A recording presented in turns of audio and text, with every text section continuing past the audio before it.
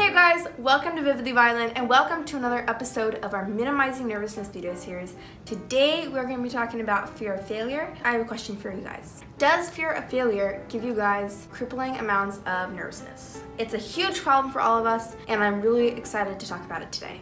Fear of failure is something we all struggle with, and I have struggled this personally, and I feel like I've learned many things that my teacher and my parents have taught me, and so I want to share that with you guys. I feel like fear of failure, there's some people who just get that thought like, well, maybe I'll fail like 2 days before performance, and then after that they don't really think about it anymore. And then there's the people who they have it the whole time. They get so nervous because they don't want to fail, they don't want to mess up, they don't want to mess up, they don't want to fail, and then they fail, and then because they failed, it was so scarring that actually in the future they don't ever want to play the piano again or play the violin again, or they don't ever want to perform again, and it scars them so much that they actually don't want to ever do it again, not even give it a second chance. So then that leads us to the question, what causes fear of failure? Some of the causes that I could think of were unrealistic expectations, maybe wanting to come across to someone in the audience in a certain way, and in your head, failing or having a mistake will change the way they think about you, and it won't be in a positive light anymore, and that's really important to the other person's affirmation. You might also want to disappoint someone else, like your teacher or your parents or a friend. And another big one is maybe you don't want to disappoint yourself. Not someone else, but you actually, because you actually know that you maybe could have played a note better or something like that. And lastly, fear of failure could come from having a fixed mindset. Failing or not failing will determine your unalterable worth and predict future success. So let's dig a little deeper in cause number one, unrealistic expectations. Now, sometimes unrealistic expectations can come from people imposing their expectations, unattainable expectations on you, or maybe you are actually giving yourself expectations that are unrealistic and that are not attainable. They're not possible to do at that moment. Sometimes you forget that perfection is always going to be unattainable. Perfection is not something that you're ever going to be able to get. Perfection, you can't ever achieve perfection. So sometimes people think that they are going to be able to have a perfect performance, and sometimes people actually compare their performance to perfection, and that's how they decide if their performance is successful. A successful performance was a perfect performance, which therefore you're always going to have unsuccessful performances because perfection, like I said, is not ever achievable. So if that is something that you're dealing with, that is really a mindset issue that needs to be worked through, and it's also something that I feel like is always put out there, like you need to have a perfect performance. And so I definitely am feeling with you. If you're going through something like that, it's very easy, I feel like, to get that mindset because it's everywhere. Maybe a teacher is saying like, really need to have a perfect performance, or maybe it's just yourself telling yourself you need to have a perfect performance, and because of that, then you're comparing perfect performance to your own performance, and because your own performance is not perfect, therefore it was not successful. Cause number two is fear of failure because you don't want to disappoint someone else, or come across to someone in a certain way, and then you think that failing is going to mean that they're not going to think as positively about you as they are at the moment. So before we dig any deeper, I just want to say that you should never base your worth on what others think of you. So other than not basing your worth on what other people think of you, I feel like this cause is pretty self-explainable, but I just want to say we should surround ourselves with people who love and support us, whether or not we make mistakes or not. They should love us because of who we are, not because of what we do, not because we had a successful performance, and also love us even if we don't have a successful performance because they know that we are growing and that we're always going to be getting better. So cause number three, fear of failure because you don't want to let yourself down. And I feel like at this one you're probably like, Adriana, this does not make sense. When you dig a little deeper, at least for me, it makes a lot of sense. Because I feel like when I have a performance, when I perform my piece for my teacher at lessons, or maybe I'm just recording myself for private use, and so I can just listen to it and figure out what I need to work on, I'm like, wow, that was such a great performance. I'm so excited. My recital is going to go great.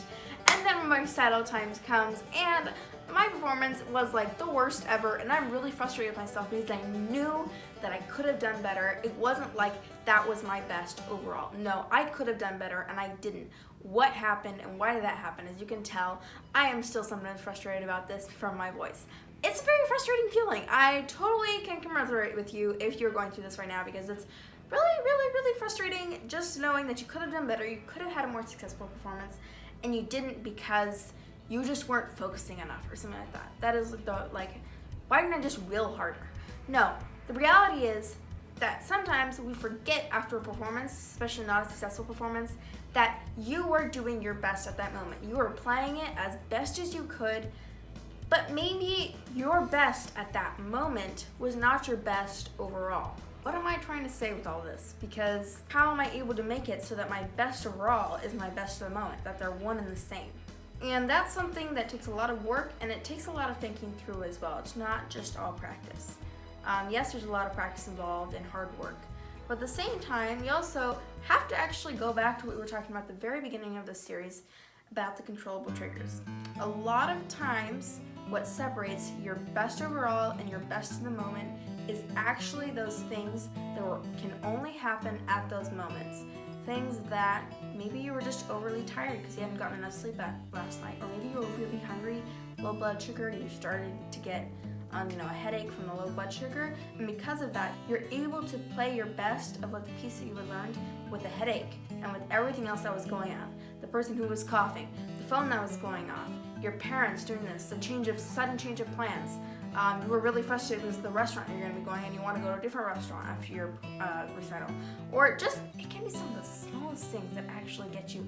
Once I got super emotional with performance because the neighbor's wife died, and I literally talked to this lady once in my life, and for some reason that just made me super emotional. I'm like, what? Why? But things like that can actually change it so that your best overall does not become your best in the moment. And our goal is to make them one and the same. So cause number 4, this is the last one, but definitely not the least important. Fear of failure, because failing or not failing is going to determine your unalterable worth and predict future success. If you watched my last episode, you will know that I read from this book. I'm going to be reading from it again. Thinking of something to say, I always write a plan before I do my videos, my video plan. I was writing my episode plan this time, and I was really trying to put into words what I was thinking, and then I was looking through this book earlier today, and I was like, whoa, this paragraph has exactly what I was trying to say, and it's in just one paragraph instead of me trying to ramble on. Let us get started. This is by Carol Dweck. Her work is awesome, so make sure you get the book. I promise you won't regret it. This is in the beginning of chapter 2. When you enter a mindset, you enter a new world.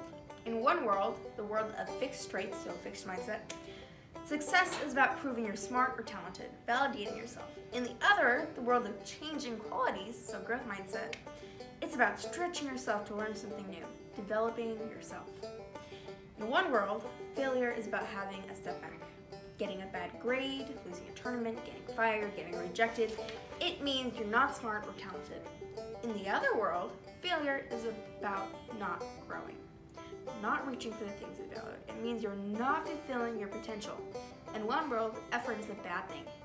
It, like failure, means you're not smart or talented. If you were, you wouldn't need effort.